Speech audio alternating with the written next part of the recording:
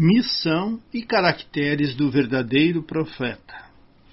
Evangelho segundo o Espiritismo, capítulo 21, item 4.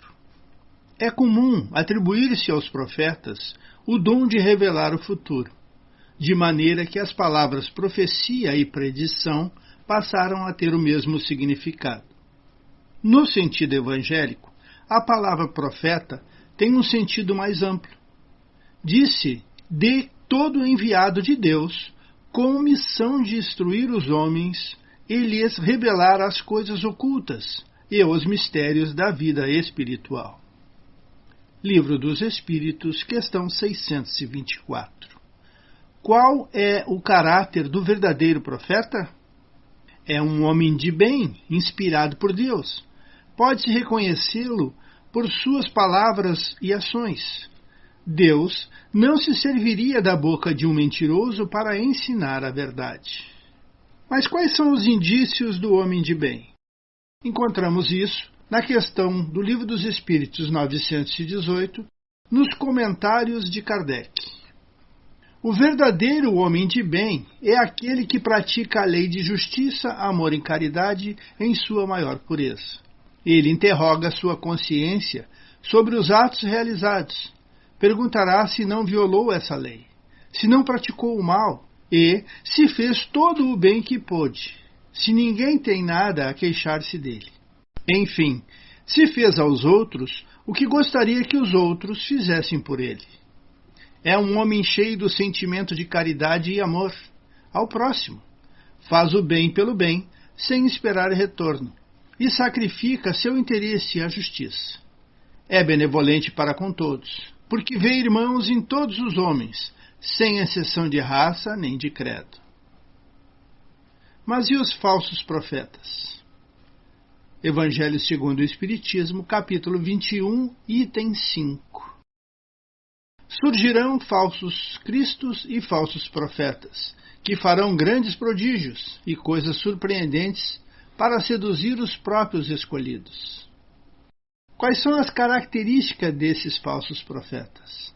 Em todos os tempos, os homens têm explorado, em benefício de sua ambição, de seu interesse e de seu desejo de dominação, certos conhecimentos que possuem, a fim de usufruírem de um prestígio e de um poder supostamente sobre-humano, ou que uma pretensa missão divina lhe daria. Estes são os falsos profetas. Mas existem falsos profetas mais perigosos.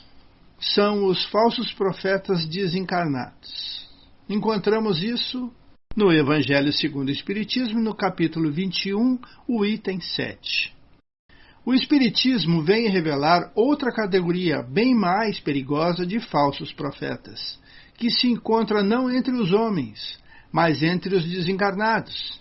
É a dos espíritos impostores, hipócritas, orgulhosos e falsos sábios, que da terra passaram para a erraticidade e se disfarçam com nomes veneráveis. No mesmo capítulo, só que no item 10, nos diz: os falsos profetas não estão somente entre os encarnados. Existe também, e em maior número, entre os espíritos orgulhosos, que sobre a falsa aparência de amor e caridade semeiam a desunião e retardam a obra de emancipação libertadora da humanidade, lançando por médiuns dos quais se servem sistema de ideias polêmicas e absurdas. Para melhor fascinar aqueles a quem desejam iludir e para dar peso às suas teorias, apresentam-se sem escrúpulos, sob nomes que os homens só com muito respeito pronunciam. Verifica rigorosamente todos esses espíritos que se apresentam como conselheiros exclusivos, pregando a divisão e o isolamento. São quase sempre espíritos vaidosos e medíocres, que tendem a se impor aos homens fracos e crédulos, distribuindo-lhes louvores exagerados, a fim de iludi-los e tê-los sob o seu domínio. São geralmente espíritos sedentos de poder, que, tendo sido tiranos públicos, ou da família durante sua existência, ainda querem vítimas para tiranizar após a morte. Como se prevenir desta trupe? Encontramos no capítulo 21 do Evangelho, no item 8. Desconfia das palavras hipócritas, desconfia dos escribas e dos fariseus que pregam nas praças públicas vestidos de longas roupas.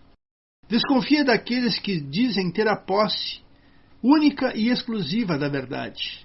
Todo aquele que revela o menor sinal de orgulho foge dele, como uma praga contagiosa, que corrompe tudo o que toca. Lembra que cada criatura traz em seus atos a marca de sua grandeza ou de sua decadência. Desconfia das comunicações que trazem um caráter de misticismo, extravagância, ou que recomendem cerimônias e atos estranhos. Há sempre, então, um legítimo motivo para desconfiar quando isso ocorre. Medita também sobre os sábios conselhos do apóstolo João, quando diz: Não acrediteis em todos os espíritos, mas provai se os espíritos são de Deus. Pois entre os desencarnados há também os que têm prazer em enganar quando encontram ocasião. Vamos ficando por aqui, agradecidos e pedindo sempre: Jesus esteja conosco.